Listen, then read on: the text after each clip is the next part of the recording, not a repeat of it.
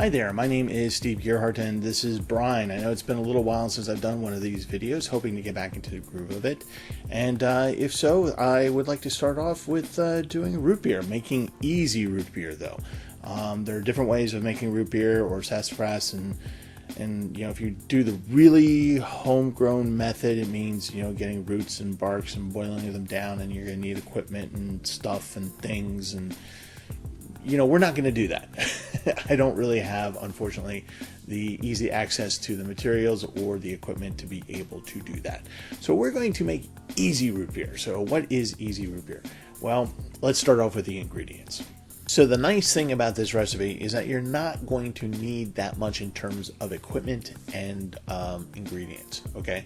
So pretty much you're going to want to be able to measure out a tablespoon. So get a measured tablespoon. You're going to want a 1/4 teaspoon measurement. You're also going to want to be able to measure out a cup of actually granulated sugar, which you can buy in any grocery store anywhere. Make sure it's granulated. The other ingredient you're going to need is active dry yeast. Now you can find this if you're a baker, not a non-baker like me. Then at first this seems like, oh my god, where do I find this? Just go to the baking section. It'll be there. A pack of 3 like this is about $1.50. Not too bad, right? And you're going to use about a 1/4 teaspoon of one of these, right? And then in terms of ingredients, the last thing you're wanting to get is your root beer flavor. Now you can get either extract or you can get concentrate. It depends on how strong of a flavor do you want. I like my root beer flavor to be pretty strong, so I got the concentrate. Extract is just going to be same thing, just less so. It all depends on your taste. So what I got, this is the thing where you can kind of play around with it once you do the recipe once and you're comfortable with it. Then you can kind of experiment with other brands of concentrate or extracts. What I read online seemed to suggest that Zatarain's was a pretty good one to start with. So I got Zatarain's root beer concentrate because, again, I want a strong root beer flavor. So you're going to want to put all this together, and the last ingredient is a really free ingredient. It's cold water. So there you go. So in terms of equipment, other than the measuring instruments, you're going to need a funnel. I got this little collapsible funnel the other day for about, $3? Pretty cool. See? Well, and you're going to want a 2-liter bottle. So you can go to, again, any grocery store. Probably don't have to pay more than somewhere between 75 and 95 cents and get one of these. Take the label off so you don't get yourself confused. Go to the sink, wash it out so you get all the, whatever flavor it was in there out so you can be able to use it. And that's pretty much all you need to do in terms of getting the ingredients and what equipment you need to use. So how do we put it all together? Okay, so I'm going to show you a video of doing this step by step so you know what to do and see what it looks like. And what we're going to do then, after we put everything together, is we're going to take this and we're going to put it on a shelf or somewhere in your kitchen or in a place where you can keep it consistently at room temperature and allow the yeast that's going to be inside of there to eat the sugar so that it creates CO2, which in turn helps to create some of the carbonation that you're going to get for this root beer. Now that's going to take 4 days. You're going to have to wait 4 days. So no peeking, meaning don't open this up. Just leave it alone for 4 days. On the 4th day, you're going to take the bottle, and what you're going to try and figure out is whether or not it's firm enough. Okay, so like right now, see how I can do that, and it's just kind of collapsing in on itself. What we want to do is that when we take it off the shelf on the 4th day, we want to be able to squeeze it and have it firm as if it was from the grocery store. Like you just bought, how they're kind of firm like that. So that's what you're looking for. And if that's happening on the 4th day, great, because then you get to go to the final step, which is you put it in the refrigerator on the 4th day. Once you figure out that's nice and firm, put it in the refrigerator, let it sit overnight so it gets nice and cold, and the next day throw some ice cubes in there and in a glass, pour your root beer in, and enjoy. Hopefully enjoy. So next week I'm going to do a tasting. I'm going to make this You're going to see the video. And then next week I'm going to do a tasting of it.